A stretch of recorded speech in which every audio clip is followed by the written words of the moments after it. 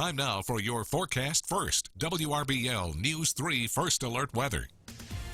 Middle 50s over in East Alabama and Auburn University, but we do have some pockets of some upper 40s across parts of Eufaula, even areas of LaGrange tonight across the region, and we're going to bottom out into about the middle 40s across the region as well. But we're also tracking rain that's coming really late in the forecast for Sunday into Monday. I'll have your forecast coming up. The news starts now. A 68-year journey home is now complete for a Columbus son and soldier. I'm News 3's Elizabeth White with the story coming up.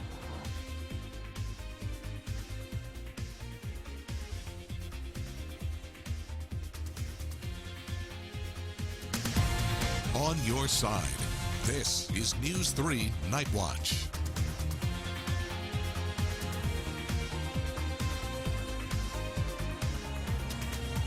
Good evening, and thank you for trusting News 3. I'm Mikhaela Singleton.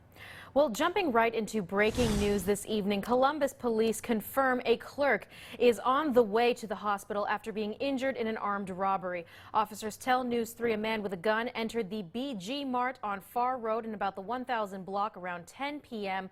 There were reports of shots fired in the area, and the cashier reportedly suffered a head injury. However, we have not confirmed whether that injury is specifically a gunshot wound. Police are working on obtaining video of the suspect from security cameras. Anyone with information on this assault is asked to call 911 immediately. Continuing into the crime watch tonight, the Phoenix City Police Department is searching for an armed robbery suspect. Police sent this video to WRBL. As you can see, he jumped right through the window. Suspect wearing a camouflaged hoodie jacket. He points his gun right at the cashier's face. This happened at the Sunoco gas station on Highway 280 back on October 22nd. See, he jumps right through there. Police say the suspect is wanted on first-degree robbery charges, so anyone with information should call the Phoenix City Police Department. Across Fort Benning today, the body of a Columbus soldier thought missing in action after the Korean War. He's finally back home. Family tell News 3 they finally feel whole again after nearly 7 decades. News 3's Elizabeth White takes us to the celebration of life service for that soldier whose remains were only identified this year.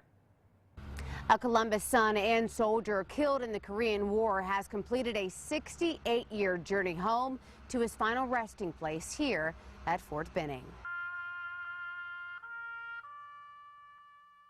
A hero's homecoming nearly 7 decades in the making. With full military honors, Sergeant First Class James Streetman Jr.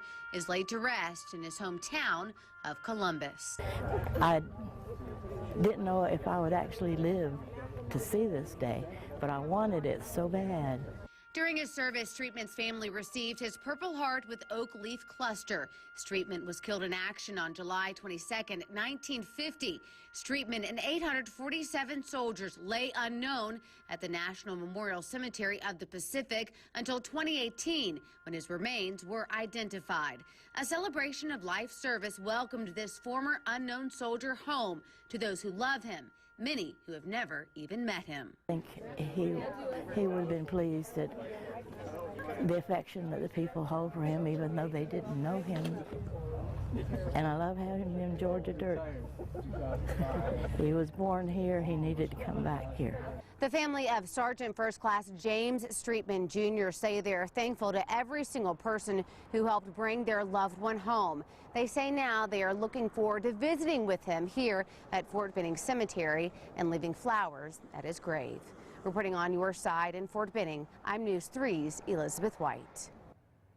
The Streetman family tells News 3 they hope their 68-year journey offers comfort and hope to other military families who are still trying to locate their loved ones whose whereabouts remain unknown, and those who have given their lives for their country.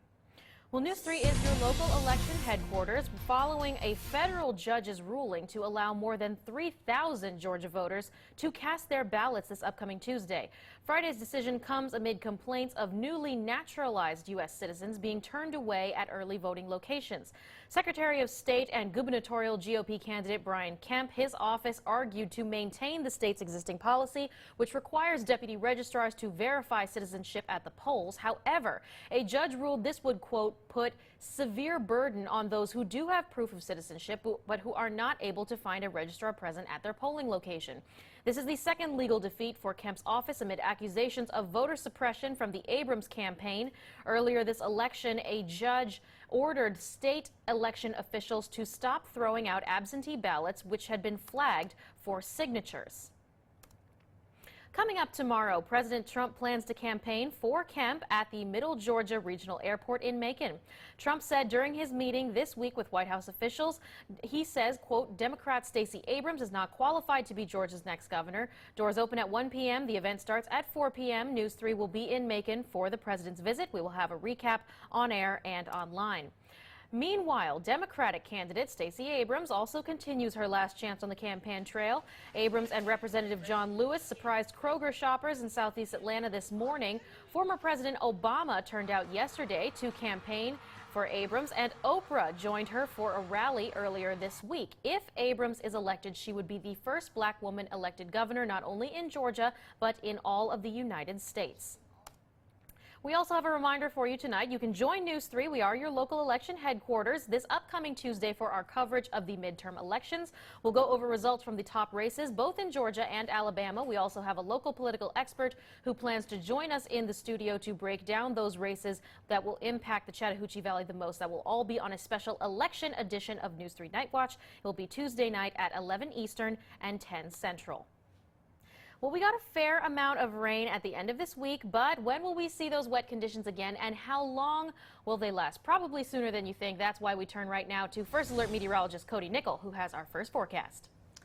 That's right. We're in between weather systems, so that's why today was rather nice. A little on the chilly side, below average, but we're tracking this area of low pressure, cold front out towards the west. That's going to really make its way into our region late tomorrow into Monday, and then we're going to watch another system for Tuesday. But temperatures out there right now, 54 degrees, pockets of some upper 40s, so it will be another chilly night out across the Chattahoochee Valley, and you can see those temperatures falling on our next 12 hours. The sun will come up just about 7 o'clock, and we'll be warming up rather nicely for tomorrow for your Sunday. Although we are expecting those showers late, temperatures will be near 70 degrees, and it could be a little breezy, gust anywhere up to 15 miles per hour tomorrow. But we're also tracking severe weather chances for Tuesday.